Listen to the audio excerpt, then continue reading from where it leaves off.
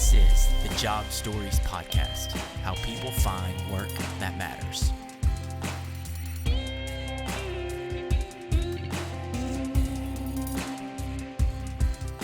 We really appreciate you coming on the Job Stories Podcast. And if you don't mind, Chris, let's get you just to introduce yourself. And what is your job now? What do you do? Okay, yeah, I'm Chris Gleim. I'm Chief Development Officer of GoWild and one of the 4 co-founders of the company. And what Chief Development Officer really means for me and kind of for GoWild is Zach, our president, and our head of data science, and I kind of split responsibilities of leading our engineering team. And Zach more from an HR and planning perspective as far as road mapping out the business side of what needs to be done on our software, and me more from a technical perspective. So I'm dealing with our developers kind of constantly every day, going through how we're going to implement new features to the app and meeting with external companies to figure out what third parties we want to work with when we integrate for direct message systems or our backend system on Amazon or weather APIs, really anything technical that needs to be planned out comes through me. Cool. And let's give a quick shout out for GoWild. What does GoWild do? I mean, I know this because I've talked to you. It's so cool. Give a quick shout out for it. Right. Yeah. GoWild is a social media and e-commerce platform really focused on hunting and fishing in the outdoors. So we launched in early 2017. The 4 co-founders of us kind of built it nights and weekends and working out of my basement that I'm sitting above now. I've moved up into the daylight now. I used to work down in the dark. But we really launched focused on creating a place for people to talk about hunting and fishing in the outdoors and to find like-minded people that wanted to talk about hunting and fishing. Really, we were focused on the social side of GoWild for quite a while and advertising on the social. And then COVID hit, like it hit everybody. And really, when COVID hit with all the supply chain issues and just things going on with COVID, we ended up shifting away from advertising. It was harder to find advertising dollars. I think everybody kind of hit this. And we shifted over towards building out e-commerce into the platform. So when you post on GoWild and I say, hey, I went fishing this morning, I can post what I actually did. I can post the rod that I used and the reel that I used and the lures that I used and log my time in GoWild. And not only can people go and see, okay, this is what Chris is using when he's fishing and buy that through GoWild, but also as I log time, I get points, and those points earn me rewards on GoWild. So I can trade in those rewards, get $10 off, get discounts on different products. And it's almost like a video game. As you're logging time, you level up and hey, suddenly I get 25% off this outdoor speaker, or really just level up to whatever next reward there is. That is so cool. This social connectivity community app that's coupled with that e-commerce side. I mean, I can think of that like for someone like for myself, I haven't done a whole lot of camping in my life, some, not a lot, but like I've got a 5-year-old daughter now, and it's like I'd kind of like to get her out there and do that, but I'd need to go talk to some people about, hey, what do I actually need to pull this off? Because I don't have a lot of the gear. I've not done it a lot. So that's so cool. Like, hey, you've had successful camping trips in this area. Like, what did you use? Like, what tent? Like, what? Yeah, exactly. Cooking gear, and whatever. It's right. And as you go and look at a product on GoWild, if you went and looked at a tent, if you go look at it on Amazon, it's going to have 4.5 stars on everything. You don't really know if people actually bought it or if those reviews, it's kind of been proven a lot of those are just farmed out and illegitimate reviews is a big thing they're fighting. On GoWild, if somebody leaves a review, I can click on them, go view their profile, and see what they've been doing outdoors. So I can message them and ask them, hey, how's the zipper on the tent? Has it worked out well for you? It really gives more social validation for products. And it's the community and hunting and fishing in the outdoors is so focused on gear. This is not like a bolt-on thing where it's like, oh, we can sell products now. It was the thing people were doing anyway, and kind of what it built itself out of the social aspect. Anytime someone had posted a fish, somebody posts and says, hey, what rod are you using? What net did you use to pull that up? Like, people want to talk about gear in this space. So it's really perfect fit. Yeah, that's awesome. Well, let's talk about you some. How did so you're a co-founder now of a startup, Mm, entrepreneurial spirit, but also a tech guy. So how did it get started mhm. for you? What was your first? What started you on this path? Yeah, so my first job out of college, so I went to the University of Louisville to the engineering Speed School of Engineering here. And out of the engineering school, I had worked at UPS as my co-op here in Louisville. And my first role out of school was actually doing software development for Coca-Cola. Mm, So there was a small office here with about 20 people fresh out of school, really a development center to develop new talent to work for Coke. And very quickly into that, I started working on iPhone and iPad software for Coke. So I built out the iPad application for the 2012 Olympics that did all the sales of people walking around the Olympic Village and selling Coke. that's cool. So yeah, so went over to London for that and kind of oversaw usage of that app and make sure all the orders are going back and forth. And that's really kind of what built out my love of Apple products because I was doing all this iPad and iPhone development. And from there in 2013, I left Coca-Cola to jump to actually the other side of the aisle. I was working for Pepsi for a company that was building software for Pepsi. So still kind of in the beverage industry. But there I moved from just a development role. I was still working on the iPad software, but I was managing two other developers. Mm, um, and worked there for several years. I actually still kind of keep that business afloat. I'm doing things randomly, support for them. Um, but from there, the owner of that company bought into a medical startup here in Louisville called VitaStaff, and they do medical distribution software. So people working nursing homes or prisons, places where there's residents that live on site that are coming for medications. mm, The nurses and the staff use their software to distribute that medication and keep records of it. mm. And I moved to that and was really not programming anymore. I was managing six other developers and I was director of software development there. A great job, but I have a love for coding and a love for software, and I wasn't happy because I wanted to code. Mm. So on my nights and weekends, I was doing iPhone development for an agency here in Louisville called Zoology, and building out some iPhone apps for them. They didn't have any full-time iPhone developers, so I was building out some apps for them. Honestly, it was kind of a nightmare. The projects didn't go great. I pushed them through kind of through perseverance, but because there were no iPhone developers on staff, I don't think they really knew the direction they wanted to go with some of the projects.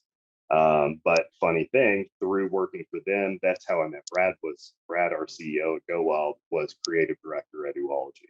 Ah, And Donovan, one of our other co-founders, who's head of design for GoWild, chief design officer, worked with Brad there as well. And that's kind of how I met my co-founders for GoWild.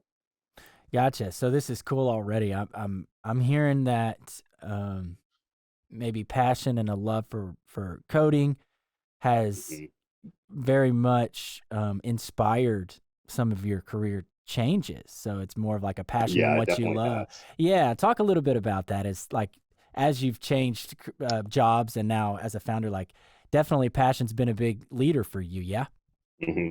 Yeah, it definitely has both passion for the outdoors. I was big into hiking Mm, and had done some fishing, but honestly, I hadn't hunted at all before we started to go well. But just a passion for the outdoors through all my hiking I'd done with my wife and camping kind of is what made me pull the trigger on moving full time to Go Wild and starting this with the other three guys. But also just my passion for both software development. I want to be in the code and I want to have I want to crank out applications that I know people are actually using and care about. mm, But also mentorship. Like it can be hard as a software developer. There's kind of the upward mobility path is eventually you just start managing other developers. And that's most mainstream jobs. That's where you end up. You're managing people. You're probably not coding, or if you are, you're just jumping into code reviews to see how your employees are doing. And what I really wanted was a place where I could code most of my time, but also mentor other developers. mm. There's a organization here in Louisville called Code Louisville that's a free coding school for nights and weekends for people that aren't traditionally trained in software development can apply for free. they come and they learn some software development and there's different tracks. And I had mentored for them their iOS development track several years ago to kind of help other developers or people wanting to get into software development learn. And that really showed me I have I don't just want to code, I want to mentor developers as well and work on building products with someone. So GoWild has really helped me build out the career that I wanted, where I can code 80% of my time and 20% of my time is mentoring the other developers and working really closely with them, as well as kind of from a higher level architecture, setting up how the company should be organized. That's so cool to hear, and we've talked offline here too, so I know I've known a little bit of this about you, but that's something I think that more folks could stand to hear when they listen to this, is that, like, especially in our world with like finding talent, and then your world is hiring and managing that team. Like, sometimes there might be someone that comes to you that's maybe 60-70% from a technical skills standpoint matches the job description, but it takes somebody like you to see that person and be like, no, I could though develop some skills in them. They're an excellent culture fit. In your case, they Right. love hiking, they love fishing, they love being outdoors. They'd be an excellent culture fit. But like, there may be some other things that I'm going to have to develop, and it takes somebody like you to be like, well, I'm happy to do that. So, do you care to Right. elaborate on Exactly. that the development stuff? I love hearing that from you. Yeah. Yeah. So the founders actually talked about this recently. Like, when we hire someone and really analyze our current talent and how they're doing, how do we really weigh their output and their development? And we decided there's really four pillars, and Brad kind of came up with this. We're looking for a talent fit for the company. We're looking for a cultural fit, so someone that hopefully is passionate about the outdoors. And then really, what is their input into GoWild and what is their output? And those things, you're never going to find all four, honestly. It's going to be, maybe the talent is 80% of the way there, and this person knows that they have some to learn, but they're a great cultural fit, and the input and the output can really make up for the talent. Hey, you're still learning, but you're willing to put in the time to learn and crank out some good code and contribute to the team. I care more about the cultural side, and just, we don't necessarily say we have a no assholes policy, but it's just kind of unofficial that if you don't get along with the team, you're not going to last very Yeah. long. And we've done a really good job of, our team now, I can say, is fully, everyone on the team is an A player. And from our perspective, if you are not willing to contribute like an A player, or at least try to, then it's not really fair to the existing team to have somebody on staff. So when we hire somebody, we're very upfront that this is going to be one of the hardest jobs you've had, but it's also going to be one of the most rewarding jobs you have.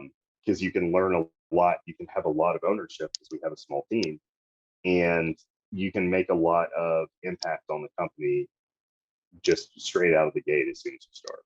Yeah, that's so cool to hear. So, I mean, I hate to lead you on this one, but like, you've had a mentor that's taught you this, or is you something you've just kind of learned along the way? Like, how did you kind of come to this level of, from a leadership standpoint, this awareness? Where did that come from, you think?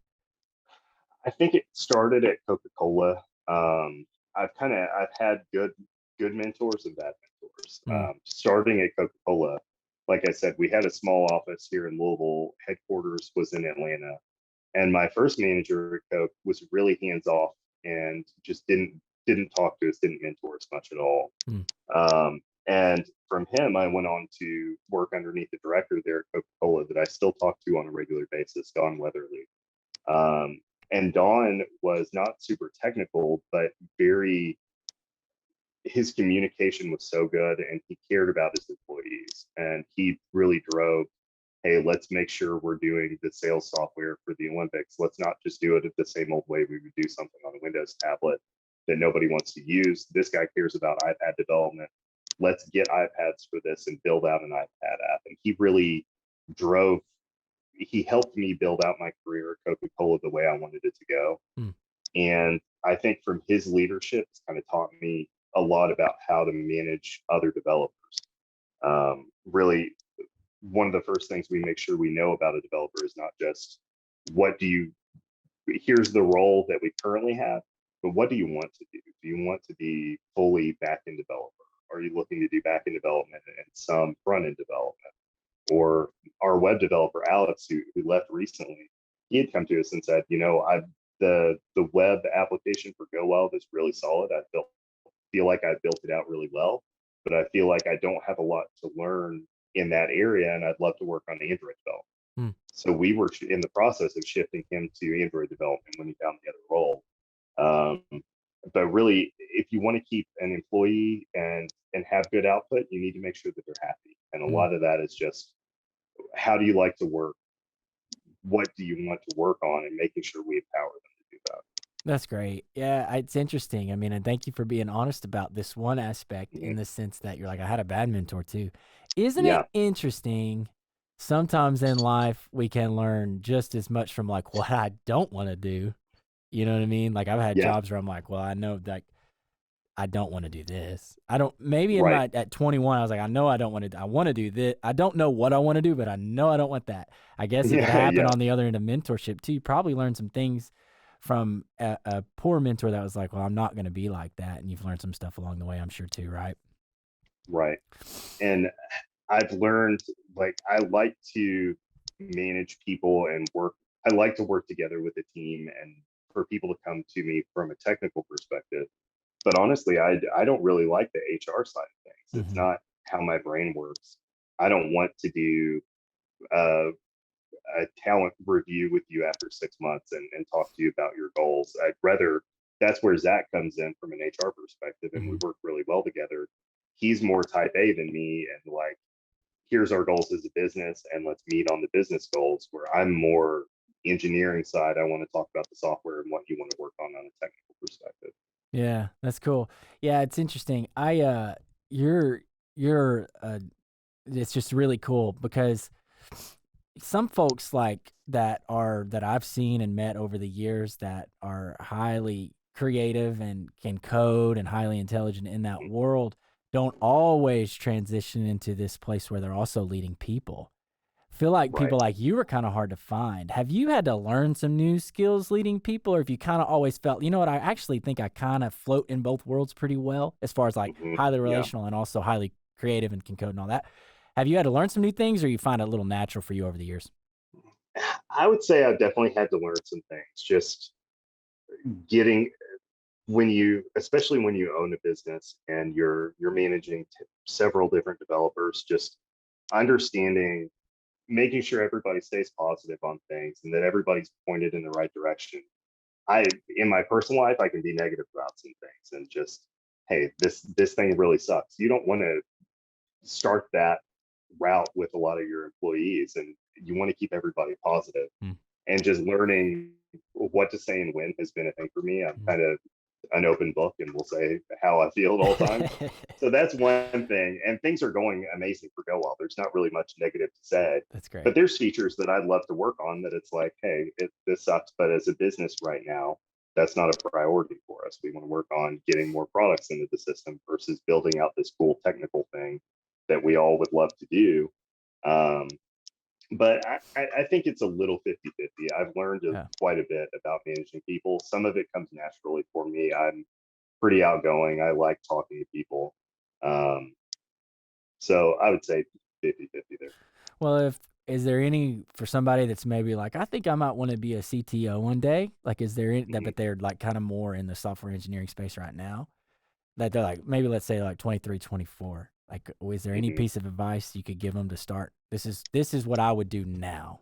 You know, is there anything? Yeah. I mean, one thing they don't really teach you in engineering school, and that I have learned on the job at GoWell, that I never even as director of a software company, I never really thought about, is we have third party integrations that we work with for GoWild. So, hey, there's a system I'm investigating now for our direct message system. Right now, we built it out ourselves.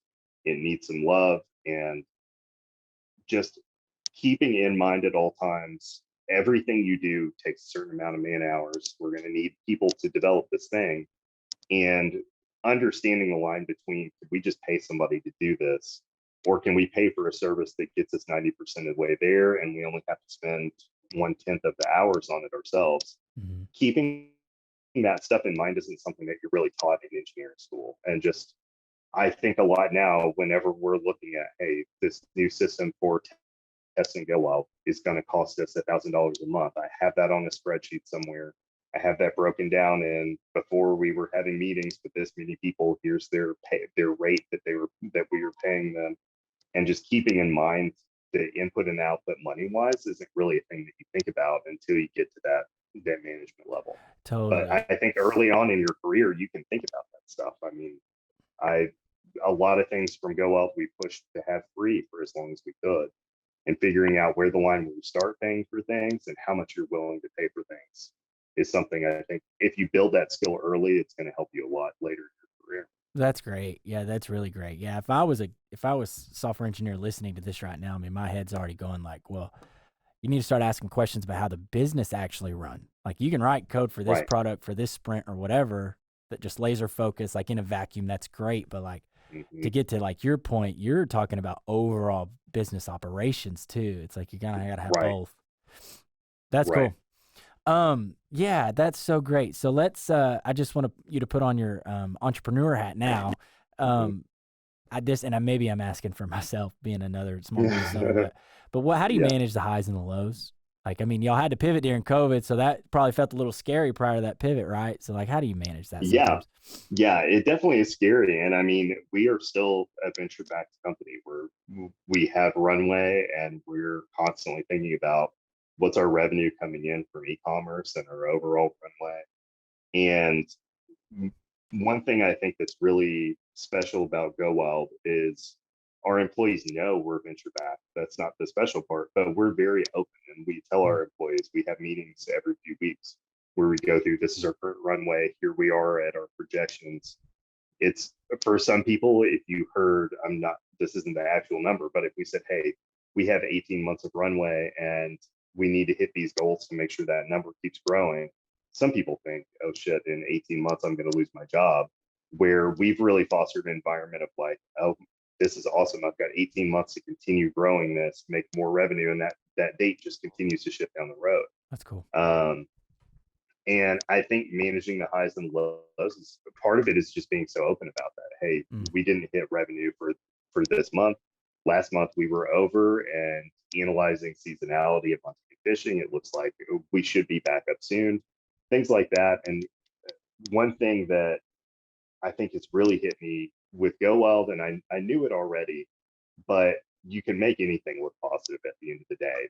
There's always something good happening. mm, Um, there were times where, hey, our user growth isn't what we expected it to be, but we've got all these people coming and not creating accounts, and they're making purchases on GoWild, and oh my mm. God, we're selling all this stuff, but we're not converting those people to members. So there's always highs and lows, and I think we've done a good job of taking those highs. Hey, all these people are coming in and buying things, and let's solve the low with the high. Let's take those people that are buying things, give them incentives to stay and go. Well, that's really where our whole reward system came from. You made a purchase. If you create an account, now you get $10, and you can come back and buy more things and post about your gear. Mm. And just kind of trying to manage that back and forth is something I've definitely learned. Yeah, that's awesome, and I love that transparent with your team, even if it's for just like at least like you feel this team camaraderie. Like I'm not in it alone. Like this week or this month was really hard, and actually opening up to your team actually does. I feel like probably in my mind it would free me up to be like, well, we are in this together. I'm not only dealing with this hard thing by myself, at least, you know. Right. Yeah. That's cool. Well, this has been really, really awesome. Chris, if you don't mind, what's a good way for anyone that may want to get in touch with you? How can they do that? Yeah, really the best way to get in touch with me is either email. I'm Chris at timetogowell.com, or find me on LinkedIn. Search for Chris Gleim. It's Gleim. And I'm pretty active on LinkedIn. I need to post. I haven't for a couple weeks now, but I've learned from our CEO, Brad, who's built such a following on LinkedIn Mm. that it's been really good for the company and just good for him. And I've been trying to build that up as well. So connect with me on LinkedIn, shoot me a message and let me know where you heard of me. And I'm totally open to calls and talking to people. And just mentoring or giving advice, I love doing it. So definitely open to people reaching out. Awesome. Cool. Yeah. And I'll, we'll do the LinkedIn, we'll do the link on the podcast space too and all that. So we'll link everything. Okay. But Awesome. yeah, this has been great. Thank you for coming on. I appreciate your time. And yeah, this has been so cool. Awesome. Thanks for having me, Mason. Thank I appreciate you. it. Have a great day. We'll talk soon. Thanks. See you, man. All right. Have a good one. You too. Bye.